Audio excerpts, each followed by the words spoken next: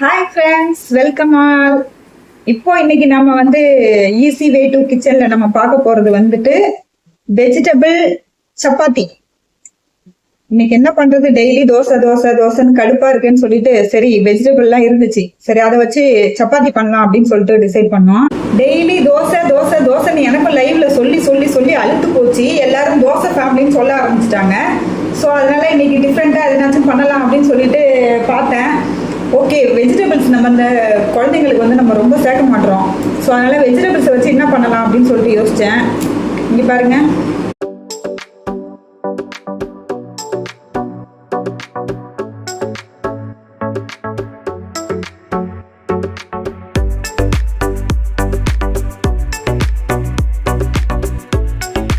இங்கே பாருங்க. இப்போ இருந்ததை நான் க்ளீன் பண்ணி எடுத்து வச்சிட்டு இருக்கேன். ஒரு ஆனியன், ஒரு பொட்டேட்டோ அண்ட் உருளைக்கிழங்கு, ஒரு 4 பச்சை மிளகா, இப்போ கேரட்டை வந்து க்ளீன் பண்ணி எடுத்து வச்சிட்ருக்கேன்.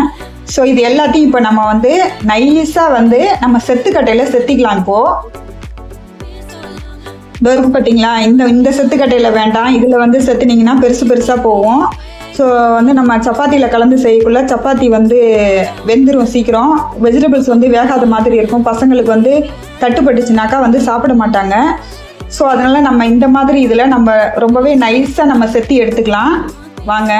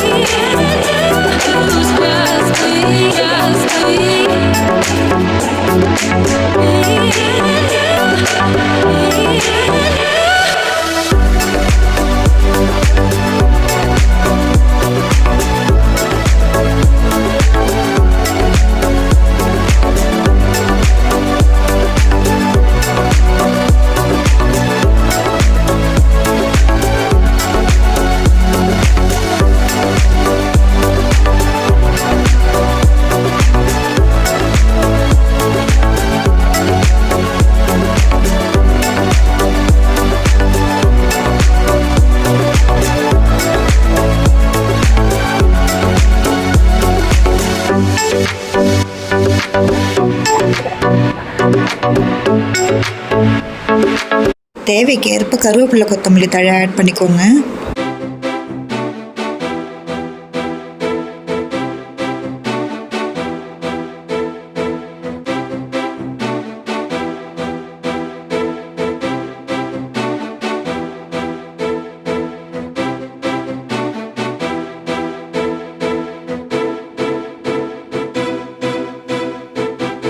இங்கே பாருங்க, கேரட் வந்து இந்த மாதிரி ரொம்பவே நைஸாக வந்து துருவி எடுத்துக்கிட்டேன். உருளைக்கிழங்கு பார்த்தீங்கன்னா அதையும் நல்லா நைஸாக வந்து எடுத்து வைக்க முடியாத அளவுக்கு நல்லா நைஸாக துருவிக்கிட்டேன். ஆனியனும் பச்சை மிளகாவும் இந்த மாதிரி நம்ம கொஞ்சம் நைஸாக கட் பண்ணி எடுத்துக்கிட்டு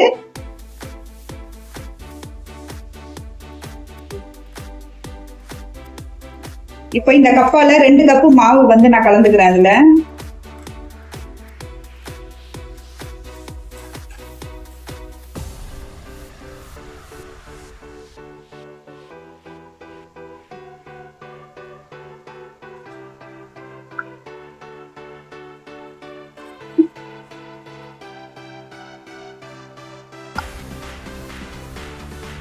இப்போ இந்த மாவுல தேவையான அளவு நம்ம சால்ட் சேர்த்துக்கலாம்.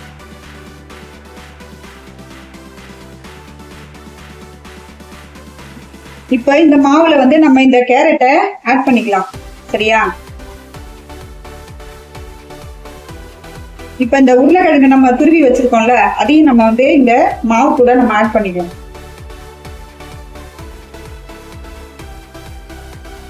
இப்போ இந்த வெங்காயம் பச்சை மிளகாய் துருவி வச்சிருக்கோம்ல, இதையும் நம்ம வந்து அது கூட ஆட் பண்ணிக்கலாம். ஆட் பண்ணிட்டு இப்போ மாவு வந்து நல்லா அந்த தண்ணி ஊட்டாமலே நம்ம இந்த மாவை நல்லா இந்த மாதிரி வெஜிடபிள்ஸை போட்டு நம்ம பிரசரி எடுத்துக்கலாம். ஏன்னா முன்னாடியே நம்ம தண்ணி போட்டோம்னாக்கா வெஜிடபிள்ஸ்ல வந்து வாட்டர் இருக்கும். ஸோ அது வந்து அப்சர்வ் ஆகி உங்களுக்கு வந்துட்டு தண்ணி அதிகமாயிடும்.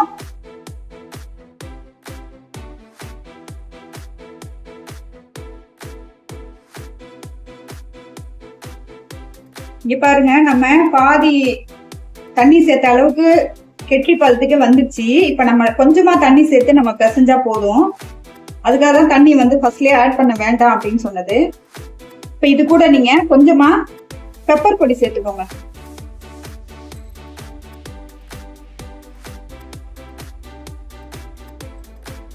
மிளகு ஜீரகம் இருக்கு இல்லைங்களா, அது கொஞ்சோண்டு இது கூட ஆட் பண்ணிக்கோங்க.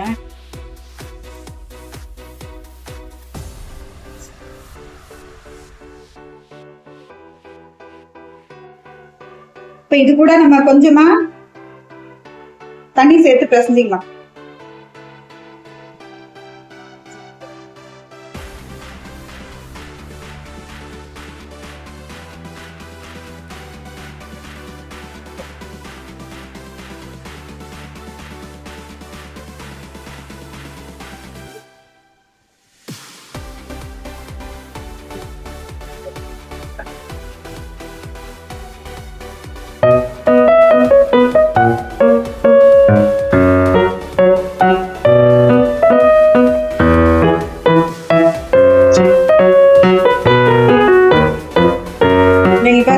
பதத்துக்கு வந்துருக்கு. இப்போ நம்மளுக்கு சப்பாத்தி மாவு பதத்துக்கு வந்துச்சு. இருந்தாலும் நம்ம வெஜிடபிள்ஸ் எல்லாம் போட்டுக்கிறதுனால ரொம்பவும் கெட்டியா ஆகணும் அப்படின்னாக்கா நீங்க வந்து தண்ணி ரொம்ப போடக்கூடாது.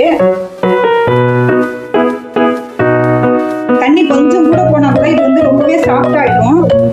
அப்புறம் சப்பாத்தி வந்து கட்டையில போட்டு எடுக்கிறது ரொம்ப கஷ்டம். ஸோ கொஞ்சமா ஆயில் சேர்த்துக்கோங்க.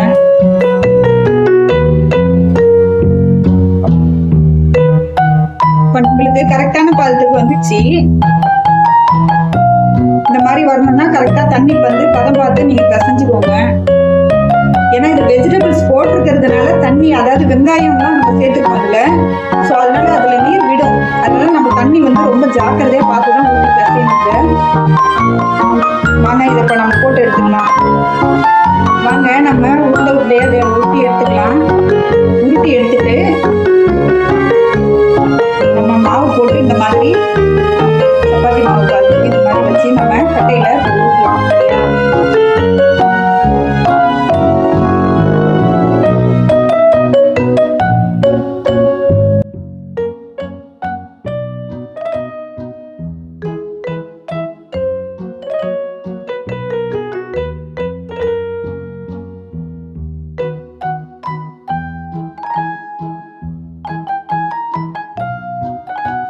இந்த மாதிரி நம்ம சப்பாத்தி பழத்துக்கு போட்டு எடுத்துக்கலாம்.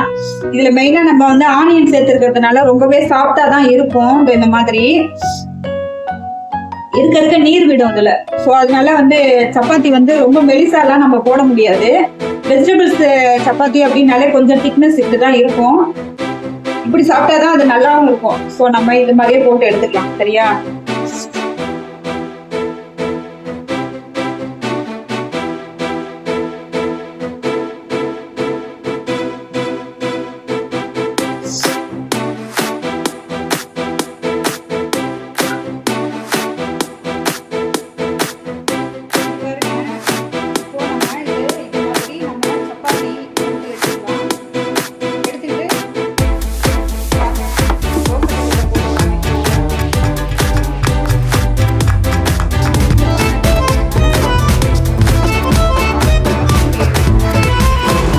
அடுப்புல வானல் போட்டுக்கலாம். வானல் சூடு ஏறினதும் இந்த மாதிரி ஆயில் சேர்த்துக்கோங்க. ஆயில் வந்து தேவையான அளவு சேர்த்துக்கோங்க. சிலருக்கு ஆயில் ஒத்துக்காது, அவங்கெல்லாம் கம்மியாக சேர்த்துக்கலாம். இப்போ நம்ம இதில் இந்த சப்பாத்தியை போட்டு எடுக்கலாம்.